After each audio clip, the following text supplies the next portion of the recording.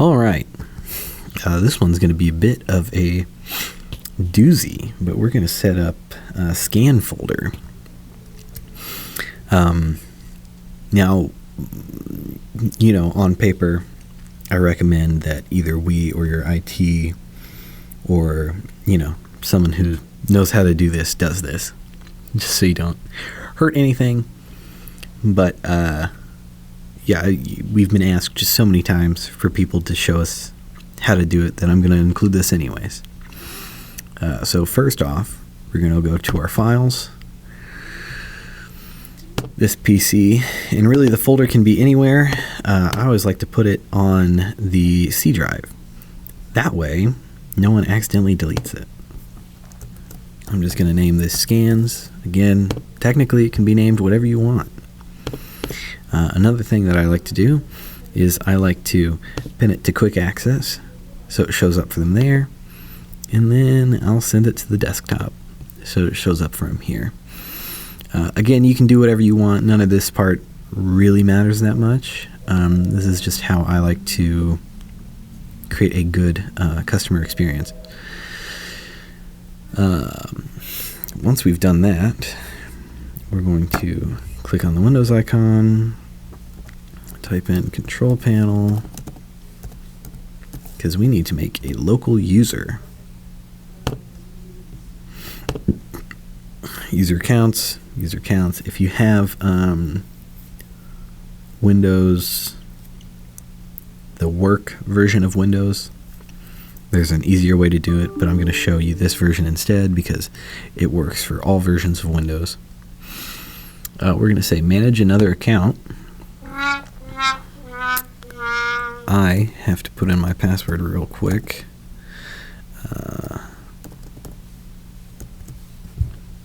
See if that was correct. There we go. We're going to say add a user account. Oh no, it wants me to sign in with an email? Don't do that. Sign in without a Microsoft account. Local account.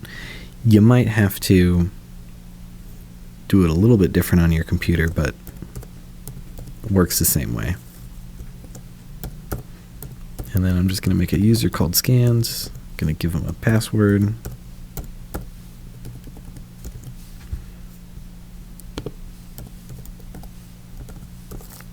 Cardinal.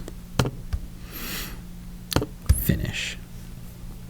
Now we have this local account. So we can get out of our control panel, go back to this scans folder, and we'll say, open up the properties, go to sharing, advanced sharing. I have to enter my password again. I should have just logged in as admin before I did this, but the hindsight's 2020.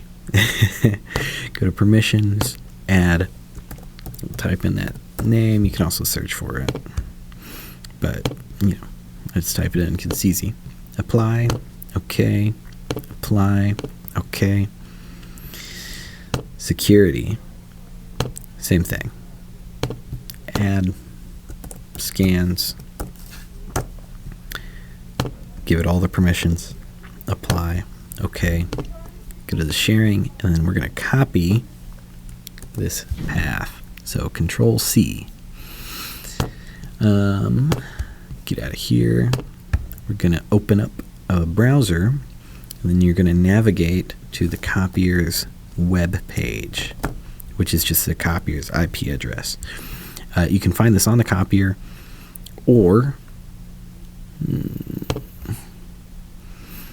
you can do it this way.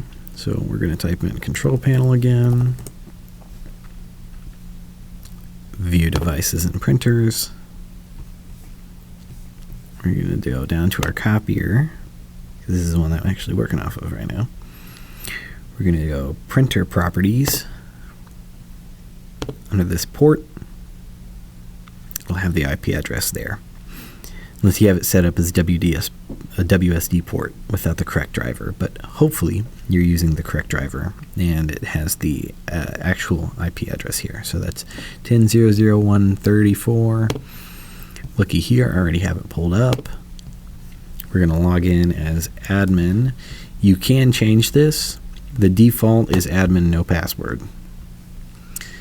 We're going to go to address book under device management. I'm going to click on add user, folder destination. Here we're going to type in the name. So I'm just going to say my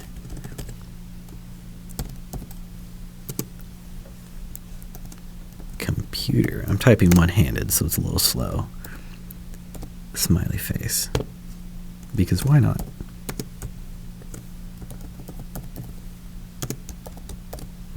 There we go. The name is the name, and then the key display is what actually shows up on the scanner screen. So it's a little weird that there's both, and that the name basically doesn't show up anywhere else besides the address book. But you'll just want to make sure that what you have set as a key display is what you actually want it to show up as whenever you like open up your scan screen and you're ready to scan to that user. I'm going to click on go to next. Pathway. We're going to paste in that path from earlier.